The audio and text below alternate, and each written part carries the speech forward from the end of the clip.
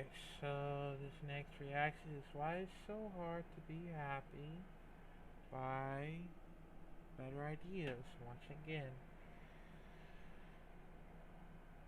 Well, for me, it's so hard for me to be happy, even though I pretend to be happy every single time. I did that after I finished up doing reaction videos. Then I do another one. I pretend to be happy every single time, and I don't know, it's still not working on me. So that's the only problem about what's been going on. But yeah, so let's check it out in five, four, three, A long time ago, humanity rose to become the dominant species on planet Earth. And we were able to do this because of one specific trait. It certainly wasn't our physical prowess. Pretty much any animal the same size as us would absolutely destroy us in a one-on-one physical altercation. And it wasn't even our ability to use tools, because that's not unique to humans. We were able to rise to power because of a specific development in the cerebral cortex, that of abstract thought. The ability to conceptualize, predict, and plan for the future. Unlike any other animal, human beings weren't just concerned with what they were going to eat today, but also what they were going to eat tomorrow, and weeks from now, and years from now. It was this instinct of future preservation that allowed us to ration our food, start to predict changes in seasons. We became the only animal in history that was able to consciously forego present pleasure in order to pave the way for a better future. And while this trait was perhaps the single greatest survival mechanism we ever developed, I'd also argue it's the very reason why it's so difficult to be happy. Because the world is modernized. Technology advanced so much faster than we did as humans.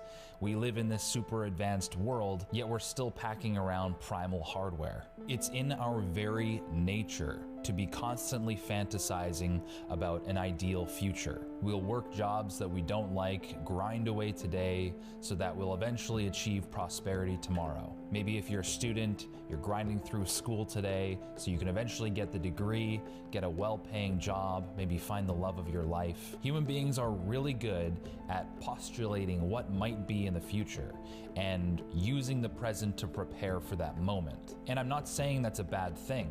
It's an extremely useful thing. It's a very motivating thing.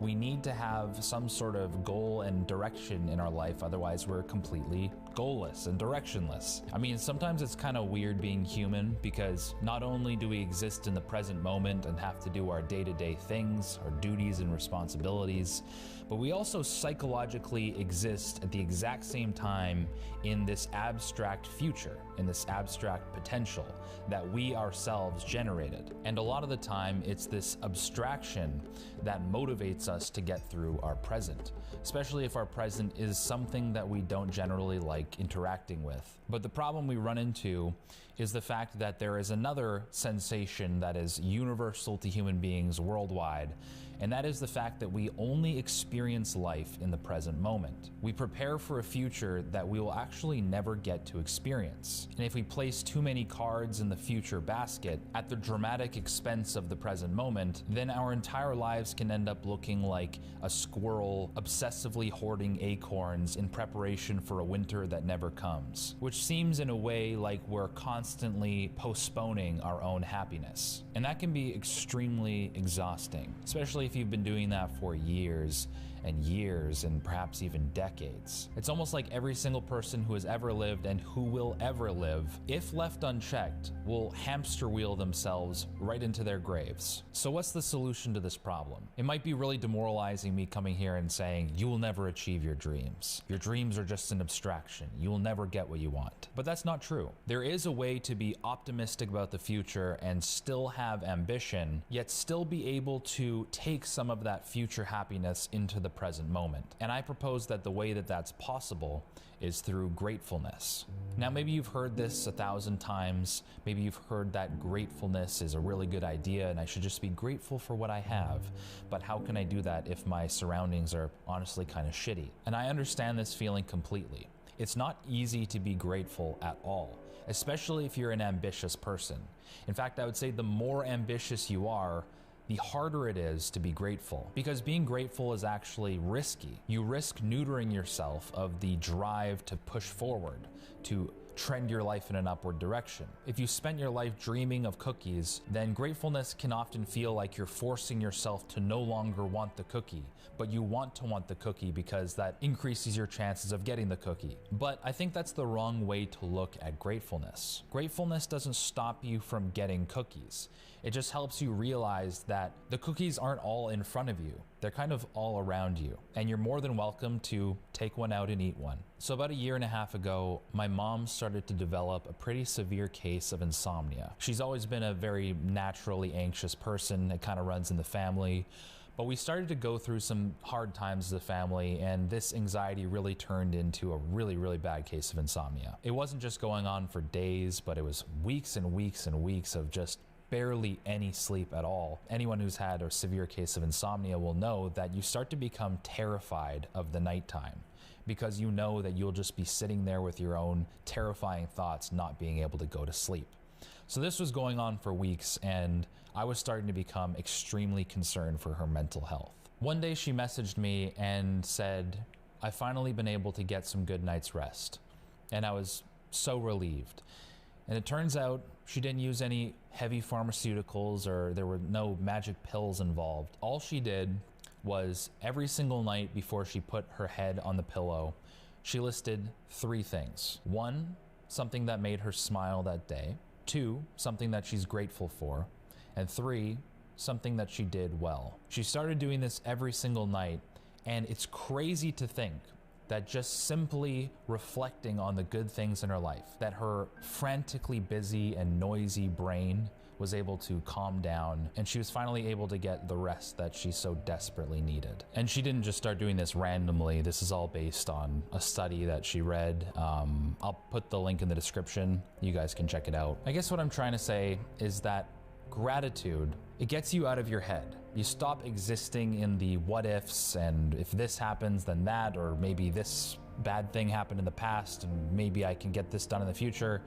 You start to really look to the present and the good things that are already in here. And I'd argue that by practicing habitual gratefulness, it doesn't stop you from getting the things that you want. You'll still want the things that you want. That primal instinct is not going away. But what it does do is it gives you permission to pull some of that future happiness into the present moment. Because if you're never happy with what you have, you will never be happy with what you get.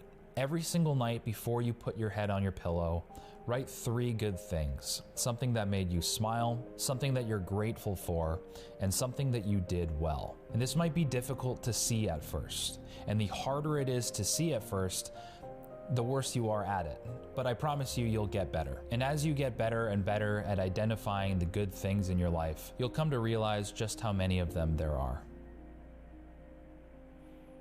Videos like these are made possible thanks to amazing sponsors like Skillshare. As you guys all know, one of my goals in life is to become a better cinematographer and filmmaker, and thankfully there are so many classes on Skillshare that are directly related to that pursuit. I've recently started taking this color grading class, which has really helped take my editing to the next level, and it helps me tell stories like the ones that I've told in this video, helps me get my message across better. And for those of you who don't know, Skillshare is an online learning community with thousands of classes covering dozens of topics, everything from photography to cinematography to even cooking and coding, entrepreneurship. Whatever your interests are, there's something to learn on Skillshare. And one of my favorite things about Skillshare is that all of their classes are designed for real life. So you can always take whatever you're learning on Skillshare and apply it directly to your real life pursuits. There's also so many familiar faces on Skillshare, like this guy,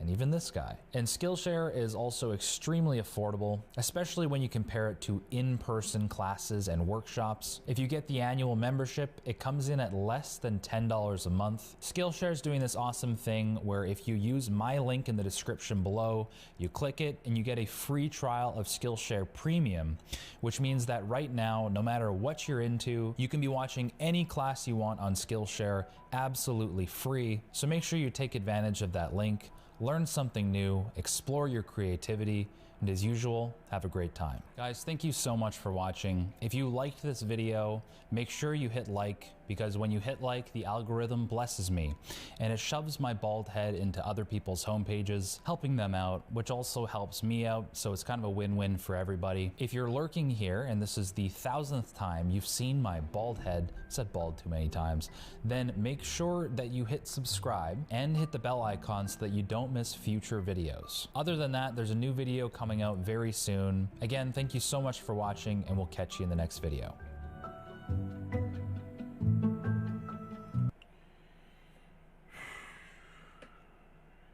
I know how it's very difficult to be more happy, cause I know I've been working so damn hard to like reach a goal for YouTube,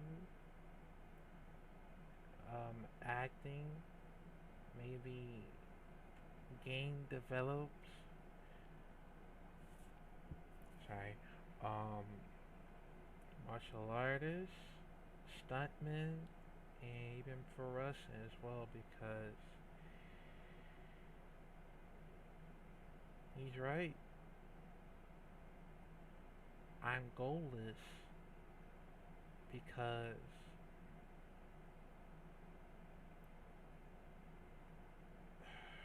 it's it's so very difficult to do so. And even though I try really hard to figure it out how I supposed to like let them know if I'm ready or not,